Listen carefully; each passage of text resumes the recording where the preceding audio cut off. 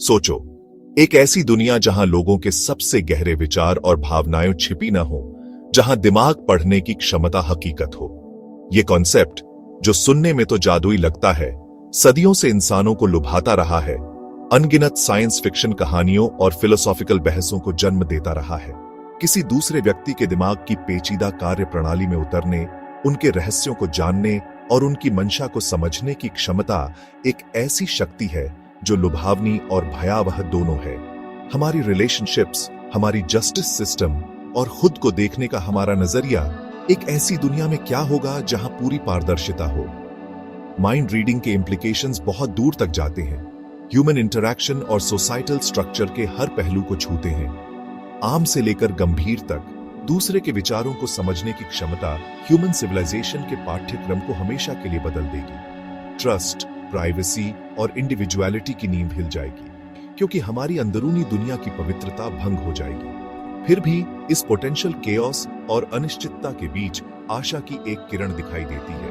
गहरी समझ, heightened empathy और क्रिमिनल जस्टिस से लेकर मानसिक स्वास्थ्य तक के क्षेत्रों में अभूतपूर्व प्रगति का वादा। जैसे ही हम एक ऐसी दुनिया की खोज शुरू करते हैं जहां दिमाग एक खुली किताब है, हमें सावधानी से चलना चाहिए। पोटेंशियल बेनिफिट्स को इनहेरेंट रिस्क्स के खिलाफ तौलना चाहिए। दिमाग पढ़ने की क्षमता एक दोधारी तलवार है, जो एक अधिक कंपैशनेट और न्याय संगत समाज की ओर एक रास्ता बनाने या अविश्वास और नियंत्रण के अंधेरे में धकेलने में सक्षम है। हम जो चॉइसेस करते हैं, व्यक्तिगत और सामूहिक रूप से, इस अनएक्सप्लोर्ड टेरिटरी में मानवता के भाग्य का फैसला करेंगे। माइंड रीडिंग के दायरे में यात्रा वीक हार्टेड लोगों के लिए नहीं है।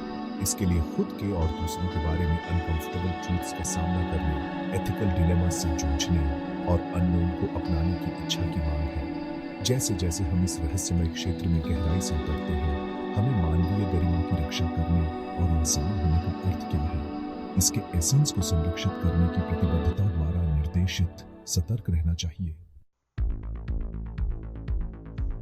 हालांकि किसी दूसरे व्यक्ति के विचारों तक सीधे पहुंचने की क्षमता अभी भी साइंस फिक्शन के दायरे में है, लेकिन इंसानों ने लंबे समय से दिमाग की रहस्यमय कार्यप्रणाली को समझने के तरीके खोजे हैं। सावधानीपूर्वक अवलोकन, व्यवहार के विश्लेषण और साइकोलॉजिकल प्रिंसिपल्स की समझ के माध्यम से दूसरों के विचारों और प्रेरणाओं में अंतर्दृष्टि प्राप्त करना संभव है, भले ही अप्रत्यक्ष रूप से।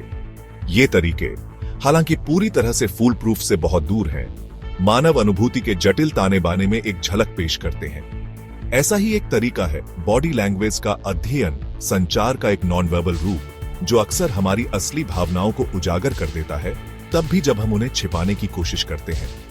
पोस्चर में सूक्ष्म बदलाव से लेकर क्षणभंगुर माइक्रो एक्सप्रेशंस तक, हमारे शरीर हमारी इमोशनल स्टेट के बारे में बहुत कुछ कहते हैं। इन क्यूज को पढ़ना सीखकर हम इस बात की गहरी समझ हासिल कर सकते हैं कि दूसरे वास्तव में कैसा महसूस कर रहे हैं, तब भी जब वर्बल कॉन्फर्मेशन न हो। मन को अनलॉक करने का एक और तरीका साइकोलॉजी के दायरे में है। ह्यूमन बिहेवियर, पर्सनालिटी टाइप्स और कॉग्निटिव बायसेस की जटिलताओं में उतरकर हम अपने आसपास के लोगों के कार्यों और प्रतिक्रियाओं की व्याख्या करने के लिए एक फ्रेमवर्क डेवलप कर सकते हैं। अंतर्निहित मोटिवेशंस और थॉट पैटर्न्स को समझना जो ह्यूमन बिहेवियर को ड्राइव करते हैं, हमें रिस्पॉन्सेस का अनुमान लगाने, सामाजिक संपर्क को अधिक प्रभावी ढंग से नेविगेट करने और यहां तक कि कुछ हद तक भविष्य के कार्यों की भविष्यवाणी करने की अनुमति देता है। इसके अलावा एफएमआरआई जैसी ब्रेन इमेजिंग टेक्निक्स जैसी सोफिस्टिकेटेड टेक्नोलॉजीज के विकास ने विचारों, भावनाओं और व्यवहार के न्यूरल कॉरिलेट्स में अभूतपूर्व अंतर्दृष्टि प्रदान की है। हालांकि अभी भी अपनी प्रारंभिक अवस्था में है, न्यूरो साइंस का यह बर्जनिंग फील्ड मानव मन के रहस्यों को उजागर करने की अपार क्षमता रखता है और एक दिन अटकलों और वास्तविक माइंड रीडिंग के बीच की खाई को पाट सकता है। यह ध्यान रखना महत्वपूर्ण है कि ये तरीके, जबकि मूल्यवान अंतर्दृष्टि प्रदान करते हैं, इनफैलिबल नहीं है। ह्यूमन बिहेवियर आंतरिक और बाहरी दोनों तरह के असंख्य कारकों से प्रभावित होता है, जिससे पूर्ण निश्चितता के साथ भविष्यवाणी करना असंभव हो जाता है। इसके अलावा दूसरों के विचारों को समझने के किसी भी प्रयास में एथिकल कंसिडरेशंस को हमेशा सबसे आगे रखा जाना चाहिए। प्राइवेसी, ऑटोनॉमी और मानसिक आत्मनिर्णय के अधिकार का सम्मान सर्वोपरि है। हमारे दिमाग की इंट्रिकेट वर्किंग्स केवल एब्स्ट्रैक्ट थॉट्स और इमोशंस द्वारा नियंत्रित नहीं होती है। वे हमारे दिमाग की फिजिकल स्टेट से भी बहुत अधिक प्रभावित होते हैं। जिस प्रकार एक अच्छी तरह से मेंटेन किया गया इंजन बेहतर ढंग से परफॉर्म करता है, उसी प्रकार सही पोषक तत्वों से पोषित मस्तिष्क एनहांस्ड क्लैरिटी, फोकस और मेमोरी रिटेंशन के साथ कार्य करता है। इसके विपरीत आवश्यक विटामिन, खनिज और एंटीऑक्सीडेंट्स की कमी वाला आहार कॉग्निटिव फंक्शन को खराब कर सकता है, जिससे ब्रेन फॉग, मेमोरी लैप्सेस और ध्यान केंद्रित करने में कठिनाई हो सकती है। हम जो भोजन करते हैं वह ईंधन का काम करता है, न्यूरोट्रांसमीटर्स के लिए बिल्डिंग ब्लॉक्स प्रदान करता है, रासायनिक संदेशवाहक जो ब्रेन सेल्स के बीच संचार की सुविधा प्रदान करते हैं। फल, सब्जियां, साबुत अनाज और लीन प्रोटीन से भरपूर आहार इष्टतम मस्तिष्क स्वास्थ्य के लिए आवश्यक पोषक तत्व प्रदान करता है।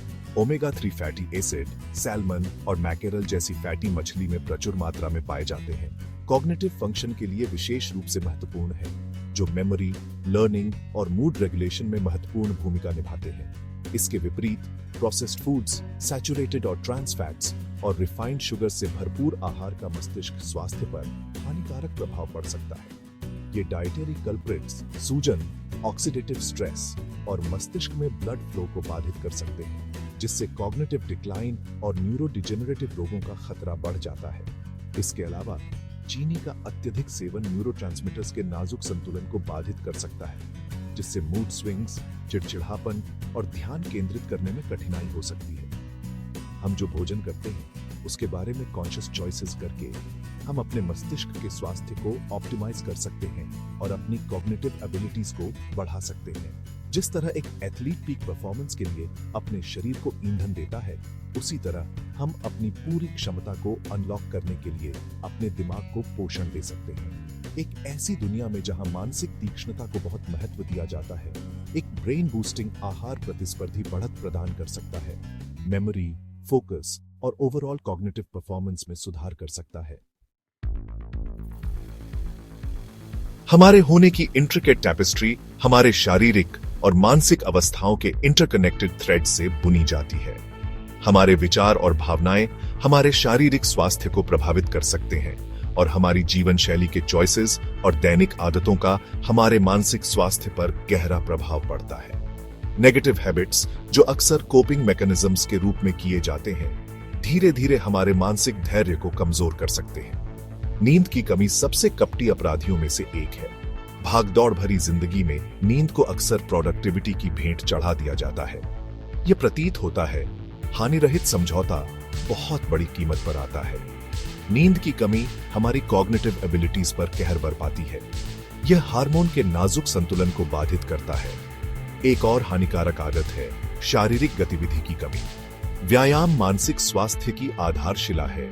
शारीरिक गतिविधि एंडोर्फिन्स को रिलीज करती है, जो स्ट्रेस को कम करते हैं। एक सेडेंट्री लाइफस्टाइल डिप्रेशन और एंजाइटी का जोखिम बढ़ाता है। टेक्नोलॉजी की व्यापक प्रकृति हमारे मानसिक स्वास्थ्य के लिए नई चुनौतियां पेश करती है। इंफॉर्मेशन ओवरलोड और टेक्नो स्ट्रेस वास्तविक दुनिया के संबंध की भावना को कम कर सकते हैं। स्वस्थ आदतों को विकसित करके हम मानसिक स्वास्थ्य को बढ़ावा दे सकते हैं। नींद को प्राथमिकता देना, नियमित शारीरिक गतिविधि में शामिल होना और टेक्नोलॉजी के साथ सीमा निर्धारित करना आवश्यक कदम है। तो चलो पॉजिटिव थिंकिंग और मोटिवेशन के महत्व के बारे में बात करते हैं। यह जानना बहुत ही इंटरेस्टिंग है कि हमारी माइंडसेट कैसे हमारी रियलिटी को आकार दे सकती है। पॉजिटिव थिंकिंग केवल खुश रहने के बारे में नहीं है, यह जीवन के प्रति एक रचनात्मक दृष्टिकोण बनाए रखने के बारे में है। इस तरह की सोच हमारे मानसिक और शारीरिक स्वास्थ्य में काफी सुधार कर सकती है। इसके अलावा मोटिवेशन हमारे गोल्स को प्राप्त करने में हमारी मदद करने में एक महत्वपूर्ण भूमिका निभाती है। ये वो आंतरिक प्रेरणा है जो हमें एक्शन लेने के लिए प्रेरित करती है, तब भी जब चीजें कठिन हो। जब हम पॉजिटिव थिंकिंग को स्ट्रॉन्ग मोटिवेशन के साथ जोड़ते हैं, तो हम बाधाओं को दूर कर सकते हैं और सच में उन ऊंचाइयों तक पहुंच सकते हैं जिनके बारे में हमने कभी सोचा भी नहीं था। तो हाँ, इन सिद्धांतों को अपनाने से वास्तव में हमारे जीवन बदल सकते हैं। एक ऐसी दुनिया की कल्पना करो जहां प्यार और विश्वास एकदम क्लियर हो, न कोई अनुमान लगाने वाला खेल, न ही कोई छिपी हुई भावनाएं। हर इमोशन, हर थॉट सबके सामने। लेकिन इसका हमारी रिलेशनशिप्स पर क्या मतलब होगा? क्या ये बॉन्ड्स को मजबूत करेगा या शायद नई चुनौतियां पैदा करेगा? प्यार और विश्वास की डायनामिक्स मौलिक रूप से बदल जाएगी। ह्यूमन कनेक्शंस में स्पष्टता और जटिलता दोनों आएंगी।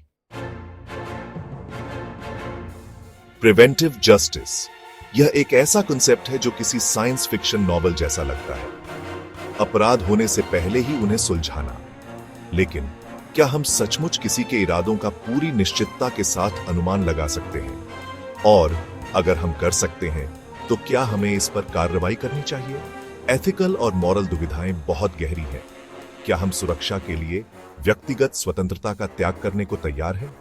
जस्टिस और प्राइवेसी के बीच संतुलन एक टाइट रोप वॉक बन जाता है जो कठिन फैसलों से भरा होता है।